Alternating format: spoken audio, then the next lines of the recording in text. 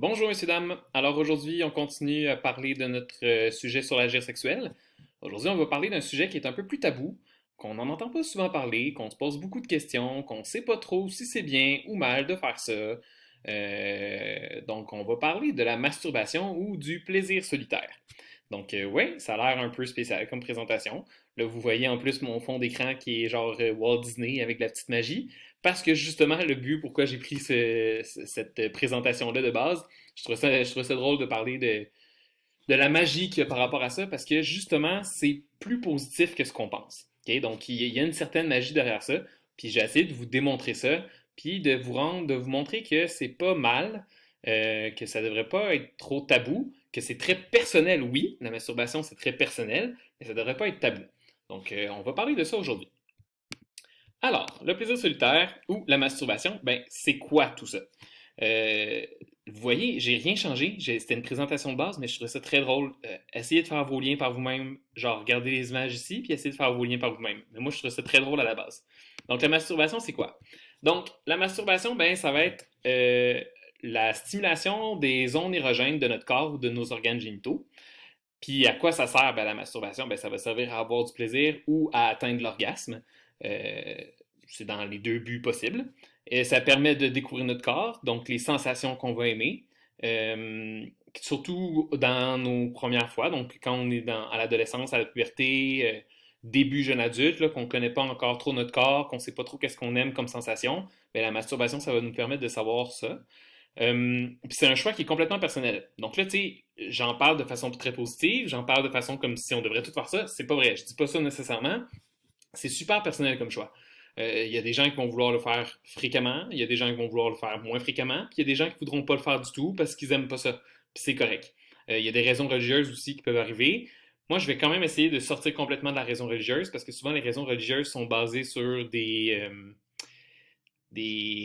c'est super touché comment je vais dire, mais des vieilles conceptions qu'on a prouvées qu'ils n'étaient pas vraies. Je vais vous en parler un peu d'ailleurs de l'histoire de la masturbation, là, un peu plus loin.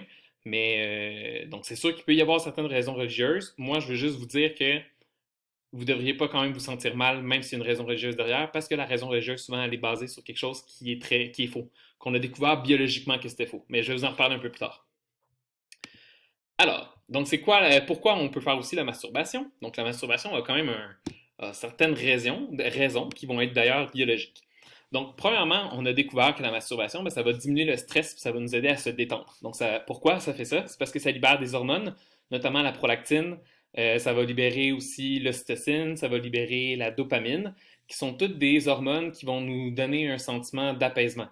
Euh, un peu le même principe que quand on vient de faire, mettons, si vous avez fait du sport, ben, quand vous venez de courir à la fin, vous vous sentez fatigué, mais vous vous sentez bien, ben, c'est les mêmes hormones qui vont sortir lors d'une situation sportive que d'une situation de masturbation.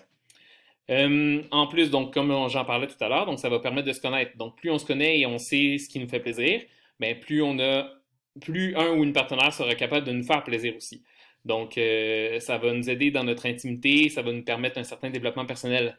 Euh, Tu sais, je pense que je vous le dis à peu près à toutes les capsules, puis même je vous en ai parlé souvent en classe. Dans une relation sexuelle en couple ou à plusieurs personnes, peu importe, là, mais dans une relation sexuelle, puis dans une relation amoureuse, l'important, c'est la communication. C'est super important la communication. Donc, si on connaît bien son corps, ben, on va pouvoir mieux communiquer ce qu'on s'attend de l'autre personne aussi. Donc ça aide à ça. Ça va éveiller notre curiosité. Donc, pour faire monter l'excitation, il faut utiliser son imagination. Donc, ça va nous permettre aussi peut-être d'intégrer de nouveaux éléments lors des relations sexuelles avec son ou sa partenaire. Donc, il y a des façons de se masturber avec des objets ou avec des techniques qui peuvent faire que ça va nous amener un certain plaisir. Puis dans une relation sexuelle après avec un partenaire ou une partenaire, ben, on va pouvoir amener ces façons de faire-là qu'on a découvert dans notre masturbation.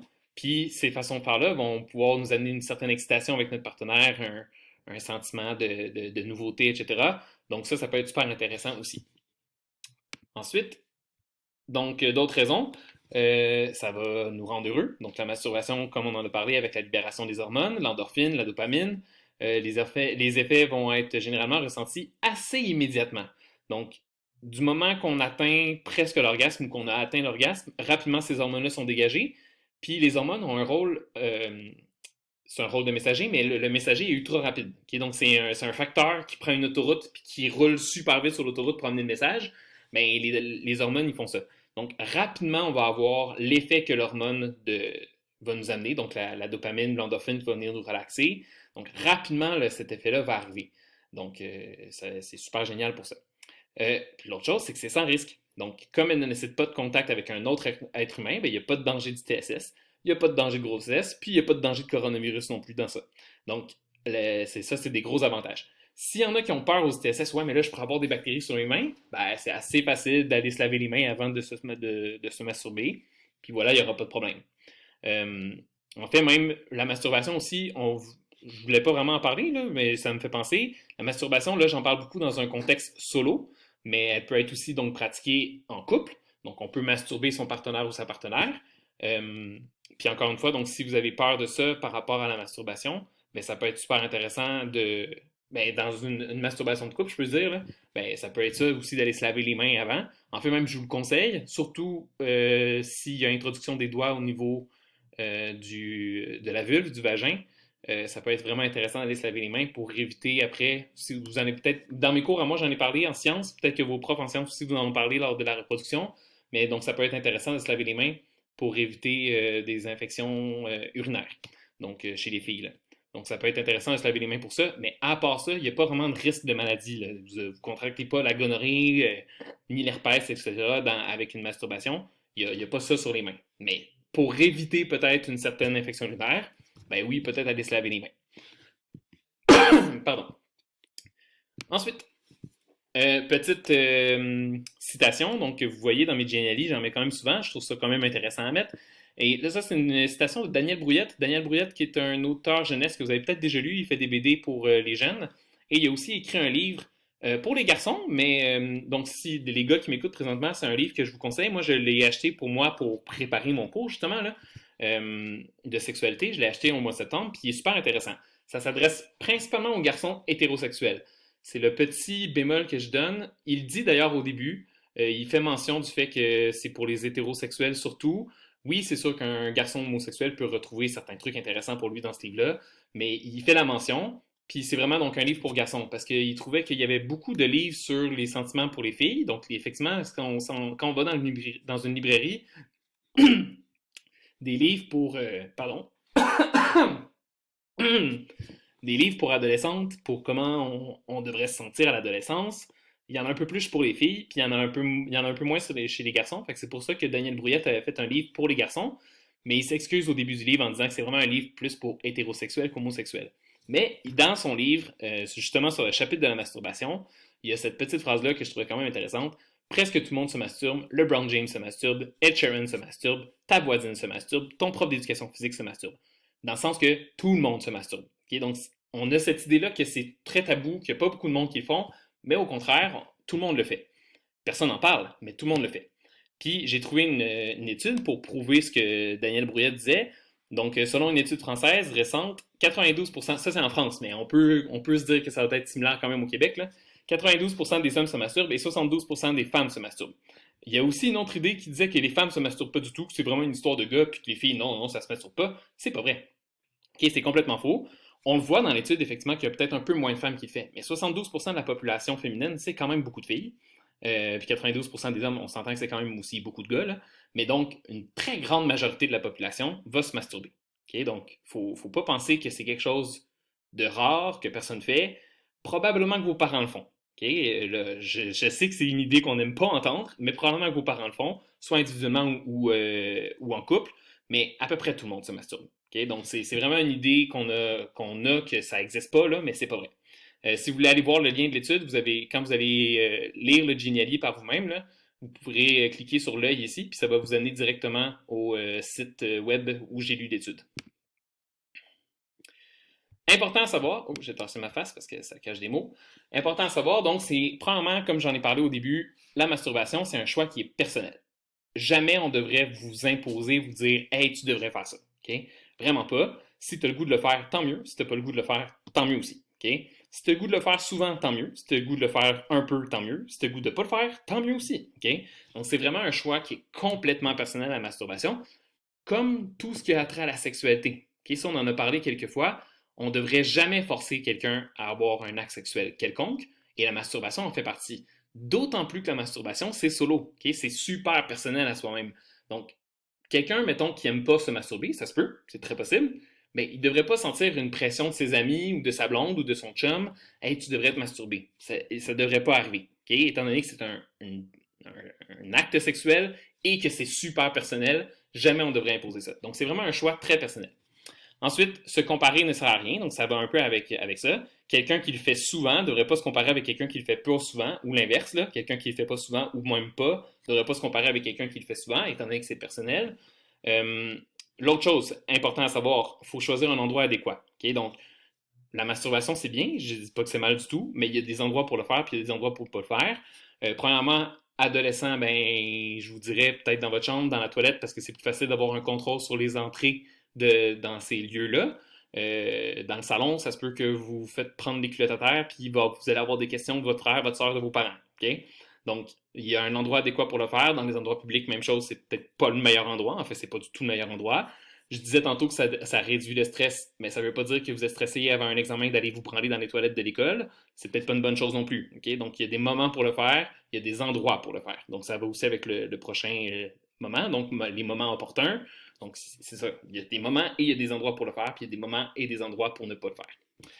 Ensuite, donc, vous pouvez le faire seul ou avec un partenaire. Donc, votre partenaire sexuel, vous pouvez tout à fait utiliser ça comme technique sexuelle ou ce qu'on va souvent appeler les préliminaires. Euh, Assurez-vous aussi d'avoir une pratique de la masturbation qui est sécuritaire. Je pense principalement aux filles qui vont s'introduire des choses au niveau du vagin pour pouvoir avoir cette masturbation-là. Les doigts font très bien l'affaire. Il y a des jouets sexuels qui peuvent s'acheter soit en vrai ou soit sur Internet. Si vous les achetez sur Internet, faites attention aux sites Internet que vous allez utiliser pour pouvoir les acheter parce que ce ne sont pas nécessairement des bons sites. Donc, essayez d'utiliser des sites Internet qui ont un lien avec une boutique réelle. Donc, des boutiques qui peuvent exister sur le coin de la rue à Montréal, que vous allez pouvoir rentrer dans un sex shop, par exemple. Là. Ben, utilisez peut-être plus ces sites-là que des sites qui vous amèneraient sur des produits qu'on ne sait pas trop d'où ils viennent, qui pourraient être faits avec des plastiques qui pourraient être dommageables pour vous, qui pourraient être dangereux. Donc, faites attention aux objets que vous utilisez, à ce que vous introduisez aussi à l'intérieur de vous. Donc, tu sais, la masturbation anale existe aussi, mais il faut faire attention de ne pas rentrer n'importe quoi. Quand je parlais dans la dernière capsule, j'ai parlé des relations anales. C'est possible de faire des relations anales, sauf que ça nécessite une préparation très, très, très, très, très intense, qui est très difficile comme préparation. Puis vous n'êtes peut-être pas prêt encore à ce moment-ci de faire ça. Donc, il faut vraiment faire attention à la pratique de la masturbation qu'on va faire. Donc, qu'elle soit sécuritaire, qu'il n'y ait pas de danger à ça. Voilà. Euh, Chez les garçons, faites attention aussi à ne pas utiliser, mettons, des plastiques. Mettons, il y a l'idée d'utiliser, mettons, une bouteille pour refaire comme si c'était l'intérieur d'un vagin. Faire attention à ça aussi, parce que ça pourrait être pris autour de votre pénis, ça pourrait vous couper, etc. Donc faites attention, utilisez un lubrifiant, utilisez vos mains, utilisez vos doigts, utilisez des sextoys, des jouets sexuels qui sont accrédités, on pourrait dire, là. Mais faites vraiment attention à ce que vous utilisez, parce que ne faudrait pas que cette pratique qui est simple et très personnelle devienne un danger pour vous. Donc, c'est très facile que ça soit sécuritaire, mais faites attention. Ça n'a pas d'effet négatif sur la santé, donc on va en parler dans une prochaine diapo, mais il n'y a vraiment pas d'effet négatif, aucun effet négatif sur la santé à faire de la masturbation. La fréquence va être variable d'une personne à l'autre, on en a parlé, et ça peut changer à différentes périodes de la vie. Donc, ça se peut qu'il y ait des moments dans votre vie où vous ayez plus le goût de vous masturber, il y a des moments où vous allez avoir moins le goût de vous masturber, c'est correct. Maintenant, je vais mettre ici.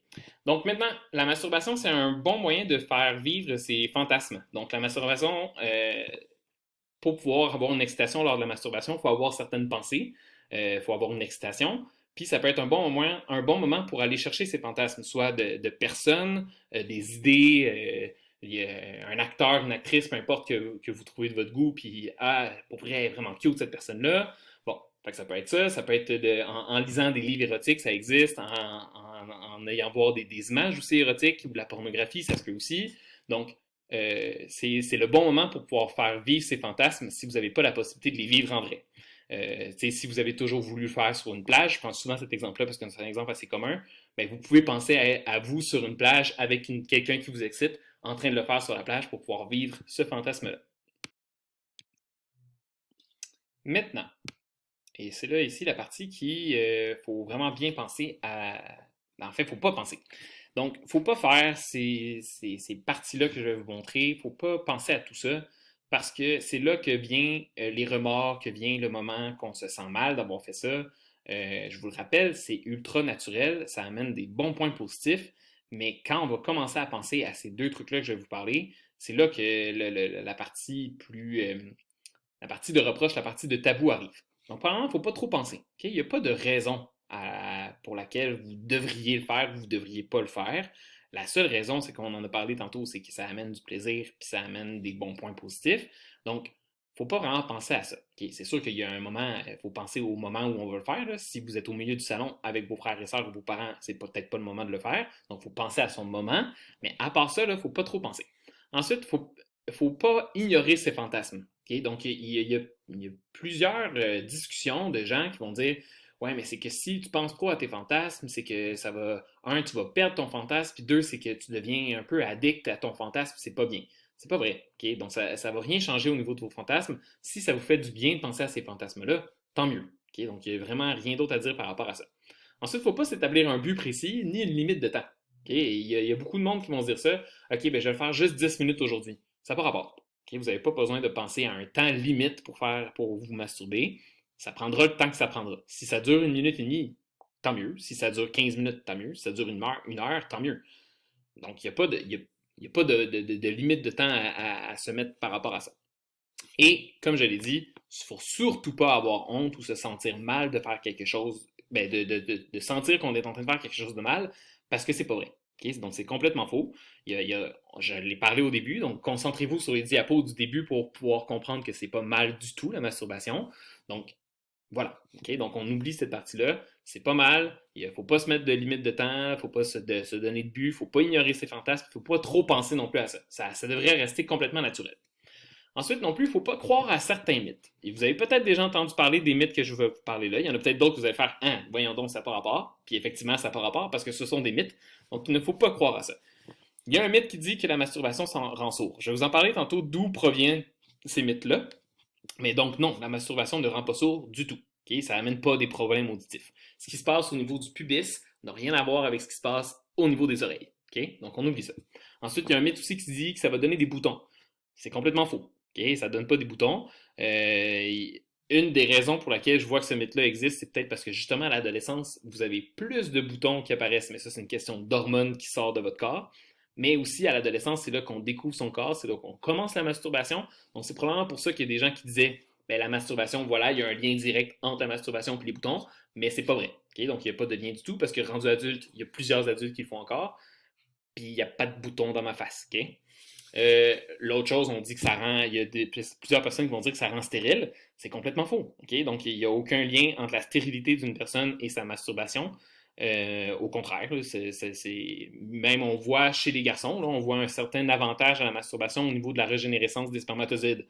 Donc, on se débarrasse de vieux spermatozoïdes pour en créer des nouveaux. Puis de toute manière, l'autre chose qui se passe, c'est que les spermatozoïdes, ils se refont de toute manière en énorme quantité à tous les jours. Donc environ, on crée une centaine de millions à 200 millions de spermatozoïdes à peu près à tous les jours. Fait que vraiment, là, il n'y a pas de danger à ça. Puis au niveau de la fille, ben, l'ovule, il va se créer une fois par mois comme d'habitude. C'est pas le fait de rentrer quelques doigts au niveau de la vulve et du vagin qui va empêcher l'ovulation de la fille. Au contraire. Donc ça empêche la régénération du sperme, je viens de dire que c'est complètement faux. L'autre mythe qu'on a entendu souvent, puis qu'on a même vu au début, là, que les filles, ça se masturbe pas. C'est pas vrai. Okay? Donc les filles, vous avez le droit de vous masturber, il n'y a pas de lien en direct entre le fait, ben t'es une fille, tu dois pas se masturber. C'est pas vrai. Donc les filles, vous pouvez vous masturber, vous pouvez ne pas vous masturber aussi. Je le répète, ça reste un choix complètement personnel. Donc que les filles ne se masturbent pas, c'est pas vrai. Et que l'autre, ça c'est un dernier mythe qui est quand même assez, qui est un peu plus répandu celui-là, puis c'est lui, je pense, qui donne le plus de fil à retordre au niveau du tabou au début, là, que si tu le fais, ben, c'est drôle parce que c'est un mythe qui est inverse. Il y a des gens qui disent que si vous vous masturbez trop, ben, ça va vous donner encore plus envie, puis ça va devenir tellement intense que vous ayez envie de faire l'amour, que vous ayez envie de vous masturber, que ça va devenir problématique. Ben, c'est pas vrai. La masturbation, le fait de se masturber augmente pas l'envie de se masturber. On comprend mieux pourquoi, par contre, on se masturbe, parce que ça amène le plaisir, donc on comprend mieux, mais ça ne nous donne pas l'envie de le faire à tout moment de la journée. Là. Ça, c'est pas vrai. Et l'autre chose, on dit aussi qu'il y a d'autres gens qui vont dire à l'inverse que la masturbation va complètement vous enlever l'envie de vous masturber et de faire l'amour. Donc, vous allez tellement vous masturber que l'envie d'aller faire l'amour après avec son partenaire va être perdue, puis vous voudrez plus faire l'amour. C'est pas vrai ça non plus. Okay? Donc, la masturbation et faire l'amour ou avoir une relation sexuelle, c'est deux choses complètement différentes, ce qui fait qu'on peut tout à fait avoir envie de se masturber et avoir envie aussi d'avoir une relation sexuelle parce que ça n'amène pas les mêmes sensations. Ça donne des sensations similaires, mais c'est pas du tout pareil. Il y a une relation avec un partenaire, il y a un contact physique qui est complètement différent de la masturbation. Donc, c'est pas vrai que ça va enlever le goût d'avoir une relation sexuelle. Maintenant, cependant, il faut quand même savoir que ça peut devenir problématique à certains moments. Okay? La carte du Canada, je ne sais pas du tout pourquoi elle est là, je viens de me rendre compte, je vais l'enlever pour le vôtre à vous. C'est un peu drôle qu'il y ait une carte du Canada. Donc, ça peut devenir problématique à certains moments, mais on s'entend que la problématique, elle est dans des cas qui sont quand même extrêmes, que je vais vous expliquer dans quelques instants. Sinon, de façon générale, il n'y a pas vraiment de problématique à se masturber. Mais ça peut devenir problématique si ça empêche de pratiquer nos activités quotidiennes. Si ça vous empêche le matin d'aller à l'école parce que vous avez vraiment besoin de vous masturber puis que vous allez être en retard, vous allez manquer votre autobus, oui, là, ça peut être problématique. Mais avant d'en arriver là, c'est quand même intense. Si vous coupez vos liens sociaux, donc si vous arrêtez d'aller voir les gens parce que vous avez mieux vous masturber, ça aussi, ça peut être aussi problématique. Si ça vous procure des émotions négatives, j'en parlais tout à l'heure, si les émotions, si c'est celles-là qui viennent, là, à cause de ça ici, que ça vient, que vous vous sentez mal parce que vous avez une honte, ben c'est peut-être pas bien en ce moment. Donc, ça serait peut-être important d'arrêter de vous masturber à ce moment-là, de revoir pourquoi vous masturbez, puis de comprendre que c'est la partie positive que vous devez utiliser lors de la masturbation. Si vous vous masturbez dans des lieux inappropriés, donc par exemple dans les toilettes de l'école, c'est pas approprié.